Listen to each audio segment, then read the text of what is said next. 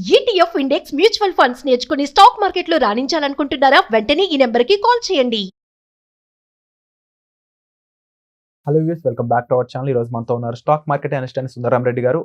Quant mutual fund సంబంధించిన front running issue ఏదైతే ఉందో దానికి సంబంధించిన అప్డేట్స్ ఈ ఎపిసోడ్లో తెలుసుకుందాం. నమస్కారం సార్. నమస్తే. అంటే క్వాంట్ ఇదనే కాదు కానీ చాలా ఫ్రంట్ రన్నింగ్ ఇష్యూస్ ఇంతకు ముందు కూడా జరిగే ఉంటాయి కదా సార్. అంటే ఇప్పుడు చాలా మంది ప్యానిక్ అయిపోతున్నారు. క్వాంట్లో ఇన్వెస్ట్ చేసిన వాళ్ళు అండ్ క్వాంట్లో ఇన్వెస్ట్ చేద్దాం అనుకున్న వాళ్ళు ఎక్కువగా ప్యానిక్ అయిపోతుంది. ఇలాంటి సిచ్యువేషన్లో ఒక కామన్ క్వశ్చన్ ఏంటి అంటే, ప్రీవియస్గా ఇలాంటి సిచ్యువేషన్స్ ఎదురయ్యే ఉంటాయి కదా, ఎలా ఎవరెవరికి ఏంటని తెలుసుకోవచ్చా?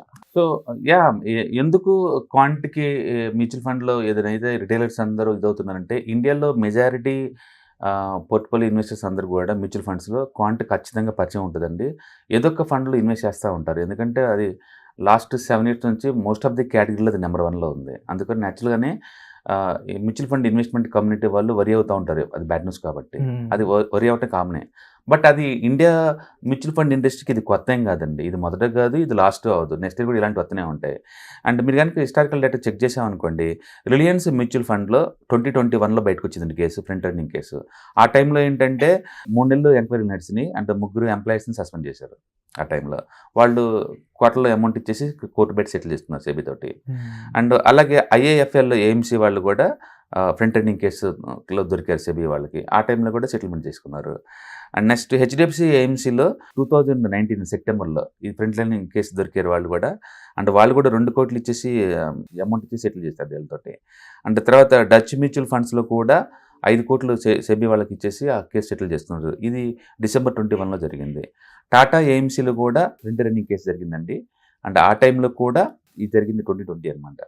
అలాగే అది రిలయన్స్ సెక్యూరిటీస్లో వాళ్ళ డీలర్ అనమాట, అక్కడ జరిగింది. ఆ టైంలో August 2020లో అది కూడా పట్టుకున్నారు. అండ్ May 2023లో యాక్సిస్ మ్యూచువల్ ఫండ్స్లో జరిగింది. అండ్ అక్కడ కూడా 2 ఫండ్ మేనేజర్స్ని సస్పెండ్ చేయడం జరిగింది అనమాట. అంటే వీటిని బట్టి చూస్తే ఏమవుద్దంటే, ఇది ఫండ్ మేనేజర్ లెవెల్లో కనుక జరిగితే వాళ్ళని సస్పెండ్ చేసేసి 2 కోట్ల నుంచి 10 కోట్ల వరకు ఫైన్ వేస్తారు. వరస్ట్ సినారీలో జరుగుతుంది. మేనేజ్మెంట్ ఇన్వాల్వ్ అయ్యి ఉంటే అది ఎందరం వద్ద మనకే తెలియదు. హిస్టారికల్ డేటాలో ఎక్కడ కూడా మేనేజ్మెంట్ ఇన్వాల్వ్ అయినట్టు ప్రూఫ్ లేవు అనమాట. ఇప్పుడు వరకు కూడా ప్రూవ్ అవ్వలేదు. బట్ ఫండ్ మేనేజర్ అయితే మాత్రం ప్రూవ్ అయింది. ఫండ్ మేనేజర్ ఎక్కువ సార్లు ఏమవుద్దంటే, ఫండ్ మేనేజర్స్కి అంటే డీలర్కి అంటే బ్రోకర్కి ఉన్న రిలేషన్ బేస్గా తీసుకొని వస్తూ ఉంటాయి అనమాట. అందుకని ఖచ్చితంగా డీలర్స్ ఇన్వాల్వ్ అవుతారు. ఫస్ట్ వాళ్ళకి అది లీక్ చేసేది. అక్కడ వాళ్ళకి ఏదైనా ఆర్డర్ వచ్చింది అనుకోండి, పెద్ద ఆర్డర్, ఈ విషయాన్ని వాళ్ళు లీక్ చేసేది వాళ్ళు అనమాట. అయితే డీలర్ కనుక ఈ న్యూస్ 1 week ముందే వచ్చింది అనుకోండి, హై నెట్వర్త్ ఇన్వెస్టర్ చెప్తారు వాళ్ళు కొనబోతున్నారు ఈ స్టాక్స్ని, మీరు అందరూ కొనేసేయండి అని. బల్క్లో కొన్ని బాగా రేట్ పెంచేసేసి ఎక్కువ రేట్ దగ్గర ఫండ్ వాళ్ళు కొంటారు అనమాట. ఇంకా అట్లా ఎక్కువ సార్లు ఇన్వాల్వ్ అయ్యేది డీలర్స్ అండ్ బ్రోకర్స్ ఇన్వాల్వ్ అవుతారు. సెకండ్ ఏంటంటే, ఇన్ఫర్మేషన్ ఎవరైతే ఇచ్చారో అఫీషియల్గా ఫండ్ మేనేజర్స్ వాళ్ళు ఖచ్చితంగా ఇన్వాల్వ్ అవుతారు. ఈ 2 దాటి లోపల ఎంత రూట్ ఉంది అన్నదాన్ని బట్టేసి మనం అలిగేషన్స్ మీద ఎఫెక్ట్ ఉంటుంది అనమాట. ఎలిగేషన్స్ ఓన్లీ డీలర్కి ప్లస్ ఫండ్ మేనేజర్కి అయితే మాత్రం హిస్టారికల్ డేటా చూసుకుంటే అది కామన్ థింగ్ లాగా కనిపిస్తుంది అక్కడ. అందుకని ఇండియాలో ఫ్రంట్ రన్నింగ్ అనేది ఇప్పుడు జరుగుతుంది కాదు, ఎప్పటి నుంచో జరుగుతుంది. అండ్ దొరికిన ప్రతిసారి దొంగల్లాగా పెనాల్టీ కట్టేసి తప్పించుకుంటా ఉన్నారు. ఈసారి కూడా పెనాల్టీ కట్టి తప్పించుకుంటారు అంతే, ఒకవేళ ఏది ఫండ్ మేనేజర్ లెవెల్లో కనుక అయితే. బట్ AMC లెవెల్లో జరిగితే మాత్రం అది విషయం సీరియస్ అవుతుంది. అండ్ దీనికి ఒక స్పామ్ లాగా ఎలిగేషన్ లాగా కూడా చూడొచ్చా సార్? ఎందుకంటే ఇంకా ప్రూవ్ అవ్వలేదు కాబట్టి కేవలం క్వాంట్ అనేది ఇంత మంచి గ్రోత్ చూస్తుందని చెప్పేసి బయట వాళ్ళు థర్డ్ పర్సన్ నుంచి వచ్చిన ఎలిగేషన్ కింద చూడొచ్చా? నో, అది రెగ్యులేటరీ బాడీ సెబీ దగ్గర నుంచి వచ్చిందంటే ఎవిడెన్స్ లేకుండా వాళ్ళు రైడింగ్ రారు. సో ఇన్కమ్ ట్యాక్స్ వస్తుంది అంటే ఒక ఎంటిటీ మీద ఇన్కమ్ ట్యాక్స్ రైట్స్ జరుగుతున్నాయి అంటే వాళ్ళకి ఎంతో కొంత క్లూ దొరుకుతుంది. ఆ క్లూ కన్ఫర్మ్ చేసుకోవడం కోసం వాళ్ళు రైడింగ్కి వస్తారు. బట్ 90% సినారీలో డెఫినెట్గా అక్కడ ఏదో ఉంటుంది మ్యాటర్, లేకపోతే రాలేరు వాళ్ళు. అందుకని వాళ్ళు ప్రైమరీ ఇన్వెస్టిగేషన్స్లో ఏదో ఒక ఎవిడెన్స్ దొరికితేనే వాళ్ళు రైడింగ్కి వస్తారనమాట. అందుకని ఏదో ఒకటి ఇష్యూ ఉన్నట్టు మనకు అర్థమవుతుంది దానివల్ల. బట్ ఇష్యూ అనేది డీప్ రూట్ లెవెల్లో అంటే టాప్ మేనేజ్మెంట్ దాకా ఉందా, లేదా డీలరు అండ్ ఫండ్ మేనేజర్ వరకే ఉందా అని చూడాలి. ఫండ్ మేనేజర్ వరకు ఉంటే కనుక ఇది నార్మల్ థింగే, అండ్ ఎవ్రీ ఇయర్ జరిగేది ఈ సంవత్సరం క్వాంటర్ జరిగింది అనుకోవచ్చు. అంటే నేను ఫ్రంట్ రన్నింగ్ సపోర్ట్ చేస్తున్నాను కాదు, బట్ ఆ ప్రాక్టీస్ ఎప్పటి నుంచో ఉంది. సో ఇన్ కేస్ 2 కేసెస్ తీసుకుందాం సార్. ఫస్ట్ కేసులో ఇన్ కేస్ ఇది రాంగ్ అని ప్రూవ్ అయింది, ఓన్లీ ఫండ్ మేనేజర్స్ తప్పు అని మాత్రమే తెలిసింది అనుకుంటే వాళ్ళు పెనాల్టీ కట్టేసి వెళ్ళిపోతారు కదా, ఇన్వెస్టర్ల పరిస్థితి ఏంటి? కంటిన్యూ చేయొచ్చా? డెఫినెట్గా అండి. ఎందుకంటే ఇప్పుడు మనం చెప్పిన HDFC AMC బాగానే నడుస్తుంది, ఇప్పటికి IIFL ఇప్పుడు బాగానే నడుస్తుంది, AMC అండ్ యాక్సిస్ నడుస్తూనే ఉంది. అంటే ప్రతిదీ రిలయన్స్ సెక్యూరిటీస్ నిప్పాన్ వాళ్ళది రన్ అవుతూనే ఉంది, అన్నీ రన్ అవుతూనే ఉన్నాయి కదా. అందుకని ఈ ఇండస్ట్రీలో అనెతికల్గా ఈ ప్రాక్టీస్ ఎప్పటి నుంచో జరుగుతుంది అని మనం అనుకోవాలి తప్ప కొత్తగా షాక్ అయ్యే న్యూస్ అయితే కాదనమాట. మీరు గూగుల్కి వెళ్ళండి, ఈవెన్ కంపెనీ పేర్లు పెట్టండి ఇక్కడ, లైక్ యూనో అంటే నేను చెప్తున్నాను కాదు, అరవిందో ఫార్మా ఇన్సైడ్ ట్రేడింగ్ అని కొట్టండి, ఏమొస్తుంది మీరు చూడండి. అంటే దివీస్ ఇన్సైడర్ ట్రేడింగ్ అని కొట్టండి, ఏమొస్తో చూసుకోండి. రాకేష్ జుంజున్వాలా ఇన్సైడ్ ట్రేడింగ్ అని కొట్టండి, ఏమొస్తో చూడండి. ముఖేష్ అంబానీ ఇన్సైడ్ ట్రేడింగ్ అని కొట్టండి, ఏమొస్తో చూడండి. రిలయన్స్ ఇన్సైడ్ ట్రేడింగ్ అని కొట్టండి. కొన్ని వందల కంపెనీల పేర్లు కొట్టండి.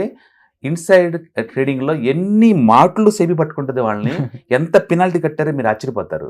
మనం ఎక్కువ సార్లు వీళ్ళందరూ ఎతకలేమో అనుకుంటాం, మనీలో ఎతికలు ఉండదండి. మనీలో డార్క్ సైడ్ ఎప్పుడూ ఉంటుంది. డార్క్ సైడ్ మనం దాన్ని టచ్ చేయకూడదు, బట్ ఆ యాంగిల్లో థింక్ చేసామనుకోండి ఇంత అగ్లీగా ఉంటుంది అనిపిస్తుంది మనకి.